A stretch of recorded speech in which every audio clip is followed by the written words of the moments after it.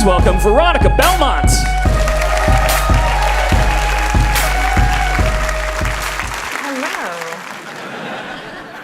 All right, that's much better. I was going to say there's a lot of you here. You weren't supposed to still be here at 3 o'clock on Sunday, so we're just going to work with that. But yeah, I'm Veronica.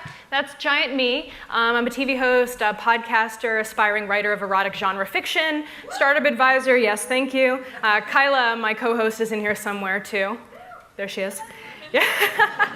I'm a board member for startups, among many other things. And I've basically been making online audio, video content for the web for the past decade, to the point where I was recently called the doyen of technology podcasting. And someone younger than me at this very weekend called me an internet old. This very weekend. And for me, yeah, so now I know that she's a dowager and not a doyenne, but you know, it seemed very relevant. Yeah, I relate to her in so many ways. So as Andy mentioned, right now I'm hosting a show called Dear Veronica for Engadget, where I cover all sorts of different questions from viewers about tech questions, social media etiquette, people dealing with racist family members on Facebook, you know, the usual. And one of the things that we commonly get questions about time and time again is how to engage with other people online. You know, we have anxiety about how we're being perceived and how they can be better communicating with their peers via social media. My best guess as to why people have all these questions is because there is suddenly so much more at stake, right? I mean, everything we do online, our relationships, our friendships, our love life, it's all tied into this persona that we spend years and years creating and curating for ourselves and for others to view. Which is why when things go wrong, which they often do, or they're perceived in a manner that we didn't initially anticipate, it can be disastrous. Not just in the short term either, it can be over the course of our entire offline and online lives. One flub, one tweet, one photo posted privately that becomes public can cause a lasting blemish on our personal history. Have you guys all heard about Lindsay Stone? Are you familiar with the story? So she was at Arlington National Cemetery, and she had a friend with her, and they had a little Facebook joke going on back and forth where they would do the opposite of what a sign told them to do. And this is just something they shared privately with each other, though Facebook is naturally a public forum. And she got destroyed online. And she's a nice person. She worked with like disabled kids. She, by all accounts, was a decent human being that, you know, at one point had a bad judgment call that has completely ruined her life. That sucks. And you know, screwing up publicly isn't just for famous people anymore or quasi-internet famous people anymore. Anyone can have their mistakes show up for the world for all eternity. This is the world we live in now. I think we all know that. You know, the best case, it shows up on your Google results. The worst case, it makes the news and completely blows up. In fact, as I was working on this presentation, one of my Twitter followers sent me this piece of news. So what we're seeing here is that this guy was applying for a job and accidentally sent a nude selfie to the HR manager. The HR manager. I mean, it's bad enough to, no, it's bad enough, but the problem here is that that was not the intended recipient. This isn't a case of him being, well, I mean, he could have been being creepy to someone else, I guess, but he wasn't trying to be creepy towards her. Maybe it was a loved one. And naturally, he didn't get the job. Guess it wasn't good enough, I don't know. But her quote about it was, "I guess it's the new wave of technology, and sometimes too much technology is not good for us. We're seeing it more with younger people. An inappropriate text is sent, and it's shared and goes viral." Fortunately, though, for this guy, his name did not make the article. So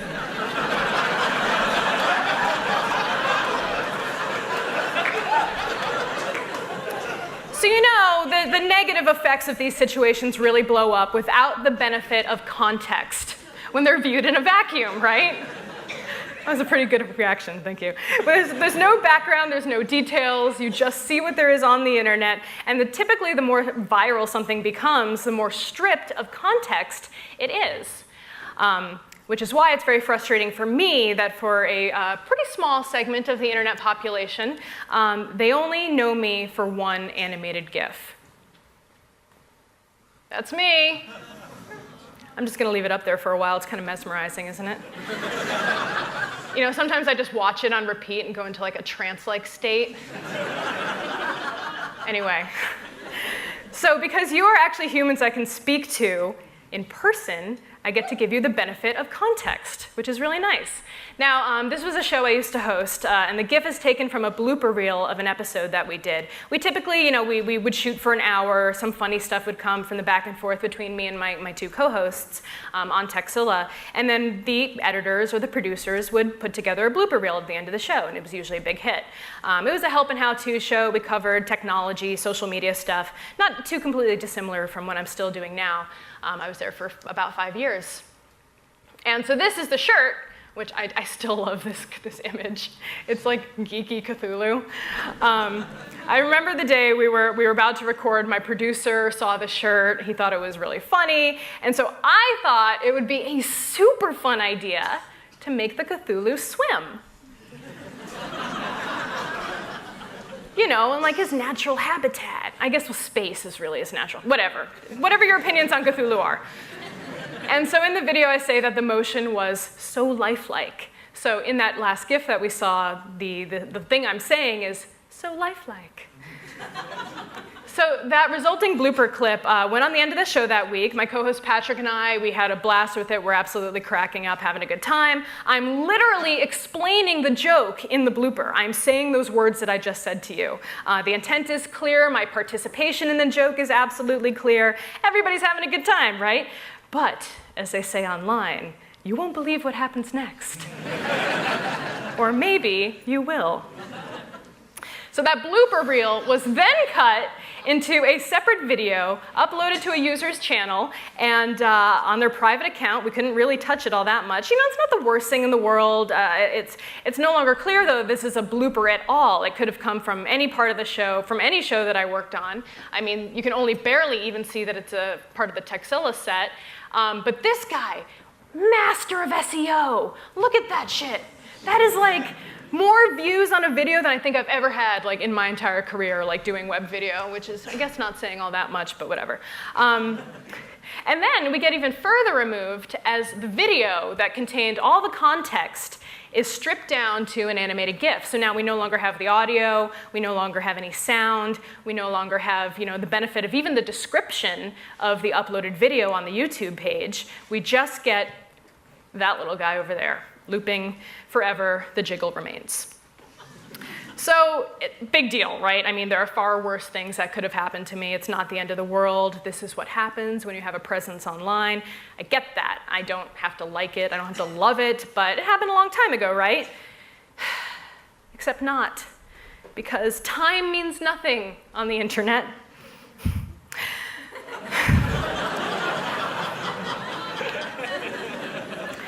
This whole thing is my internet cockroach. It won't die. It's so big.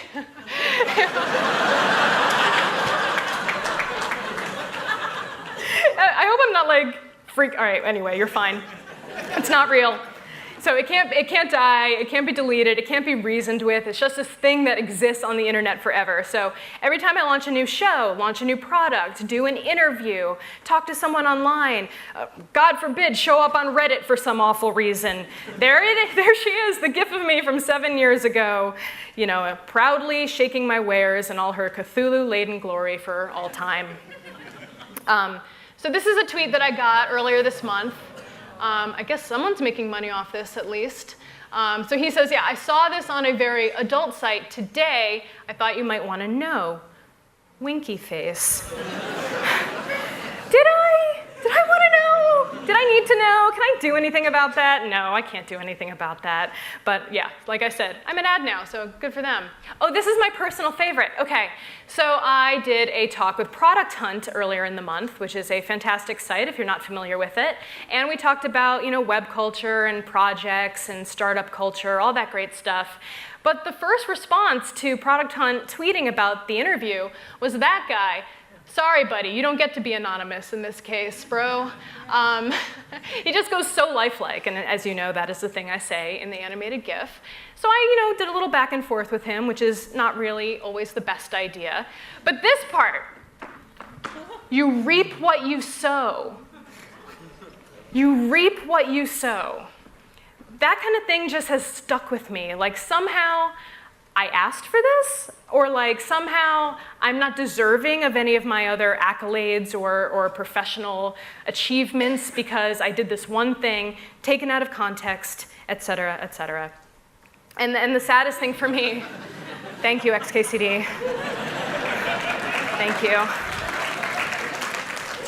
The saddest thing for me is how often and to what lengths I try to go to explain myself to these assholes. Like, sorry, I know we're not supposed to swear too much, but I want so badly to give context to the animated GIF that I end up engaging with these people who are just, putting me in my place, which, is super fun and productive.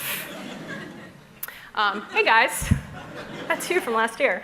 I think it's probably safe to say that every single one of us out here, every single one of you in the audience has probably had to deal with something like this in your lives. Maybe it's not quite so visual, but there's probably something out there that you're not super duper proud of.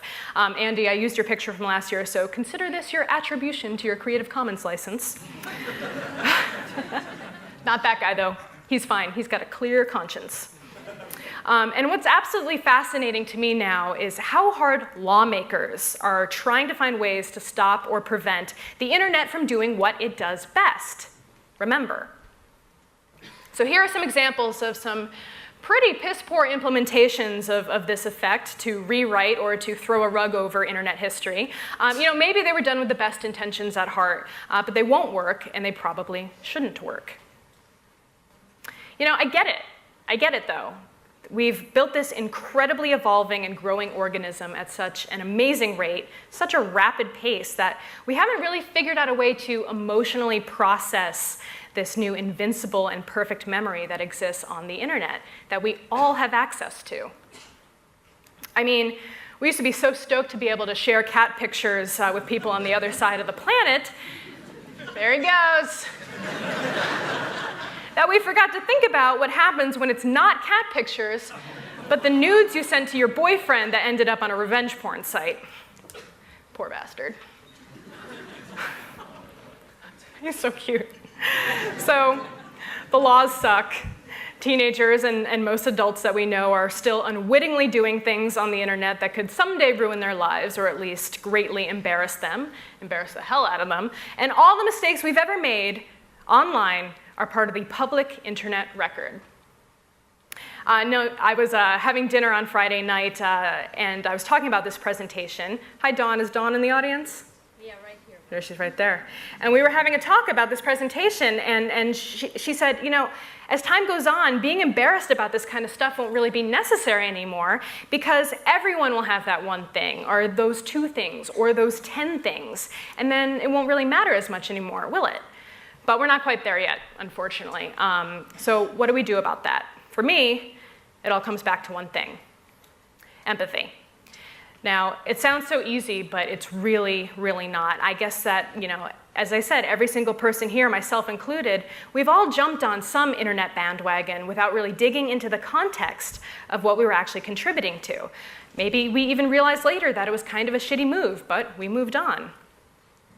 This is a great quote that I found in Psychology Today when I was working on this presentation. I'm going to try to read it, though it's very large. You can read that first part, but what I really wanted you to focus on, because I really can't pronounce submarginal gyrus?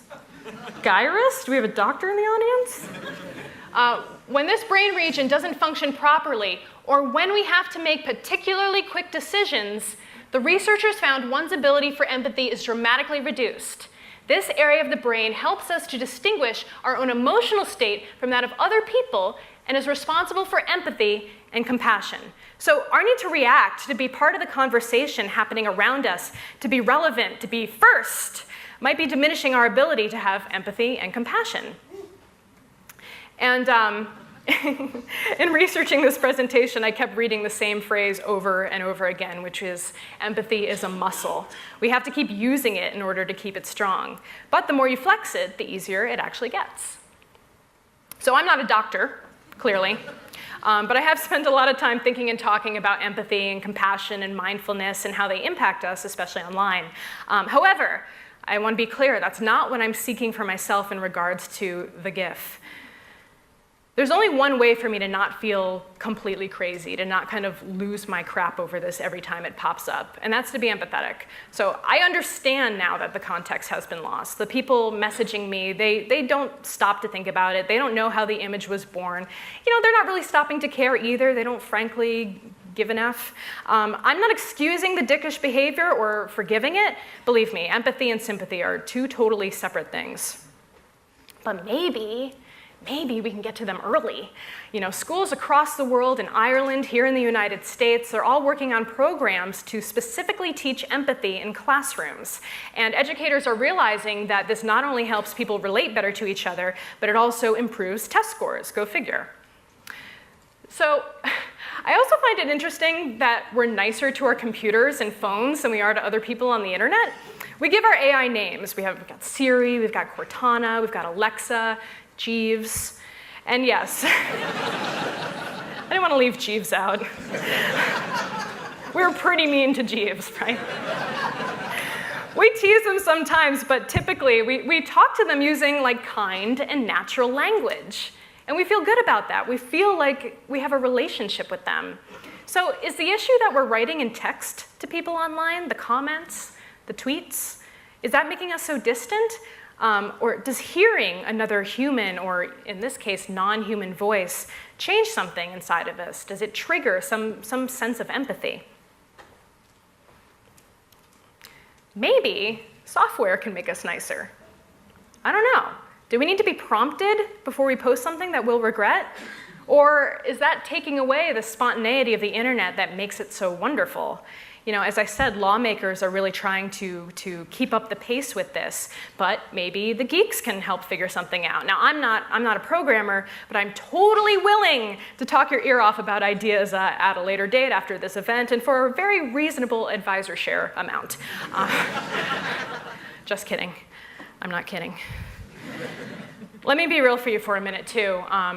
Real talk time. So after Zoe Quinn gave her talk yesterday, I actually had a huge freak out and almost scrapped this entire talk because the last few thoughts that she actually had so strongly mirrored my own.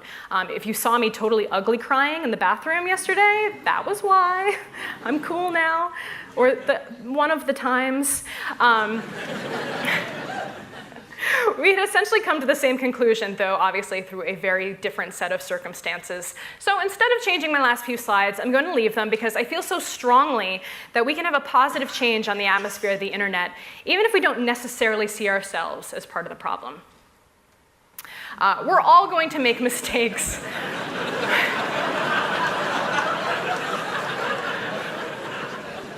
We're all going to make mistakes at some point in our lives. And these things are going to last for better or for worse and become a permanent part of the DNA of our history, of the internet culture. We can't change that, right?